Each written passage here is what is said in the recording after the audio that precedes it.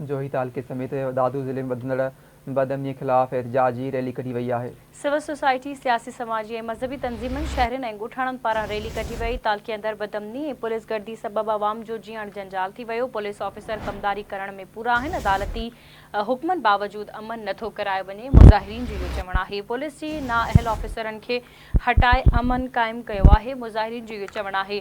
जोही तालुके समेत दादू ज़िले में वधंदड़ बदअमनी ख़िलाफ़ एहतजाजी मुज़ाहिरो कयो वियो आहे। सिविल सोसाइटी, सियासी, समाजी ऐं मज़हबी अॻवाननि, तंज़ीमनि ऐं शहरनि जे ॻोठाणनि पारां रैली कढी वई आहे। तालुके अंदरि बदअमनी ऐं पुलिस गर्दी सबबि आवाम जो जीअण जंजाल थी वियो आहे। पुलिस ऑफिसर कमदारी करण में पूरा आहिनि। अदालती हुक्मनि बावजूद अमन नथो करायो वञे। पुलिस जी नाअहल ऑफिसरनि खे हटाए अमन क़ाइमु कयो वञे, मुज़ाहिरीन पारां इहो मुतालबो कयो वियो आहे।